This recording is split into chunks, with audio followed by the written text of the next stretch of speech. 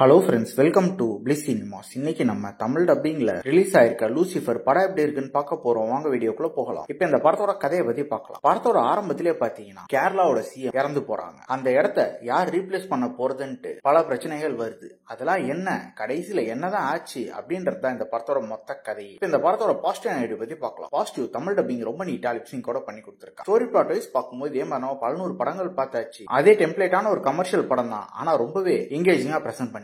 Performances பார்க்கும்போது மோகன்லால் ஒரு தரமான பெர்ஃபார்மன்ஸே கொடுத்திருக்காங்க. அவங்க வர ஒவ்வொரு சினிமே பாத்தீங்கன்னா பயங்கர மாசா இருக்கு, ஒரு சூப்பரான பெர்ஃபார்மன்ஸ்னே சொல்லலாம். அதே மாதிரி படத்துல நடிச்சிரு எல்லாருமே ஒரு நீட்டான பெர்ஃபார்மன்ஸே கொடுத்திருக்காங்க. கேரக்டர் ரைட்டிங் அதே மாதிரி ஒவ்வொருத்தர் கேரக்டரும் ஓரளவு நீட்டா எழுதுனதுனால எல்லாரோடையும் மிங்கிள் ஆகி வந்து படத்தை பார்க்க. நான் ஆல்ரெடி சொன்ன மாதிரி இந்த படத்தோட மாஸ் மூவ்மெண்ட்ஸே பயங்கரமா இருக்கு, அதுக்காக உட்காந்து பாக்குற மாதிரி தான் இருக்கு. அதே மாதிரி டெக்னிக்கல் ஆஸ்பெக்ட்லயும் படம் பயங்கர சவுண்டா இருக்கு. சினிமோட்டோகிராஃபி, சவுண்ட் எஃபெக்ட்ஸ், பிஜிஎம் எல்லாமே அல்டிமேட்டா பண்ணி கொடுத்திருக்காங்க. படத்துல ஒரு ஆக்ஷன் போர்ஷன்ஸ் ஒன்னும் சூப்பரா இருக்குன்னே சொல்லலாம். படத்துல என்னென்ன கமர்ஷியல் எலிமெண்ட் வேணுமோ எல்லாமே இருக்கு ஃபுல்ஃபில்டா. ஸ்கிரீன் பிளேஸ் பார்க்கும்போது படத்தை ஆரம்பத்தில் எண்டு வரைக்குமே ரொம்ப சுவாரஸ்யமா எழுதி எடுத்திருக்காங்க. கண்டிப்பா இந்த படம் எல்லாருமே பார்க்க வேண்டிய ஒரு படமா தான் இருக்கு. ஸோ ட்ரை பண்ணி பாருங்க. இன்னொரு வீடியோல சந்திக்கலாம். தேங்க்யூ.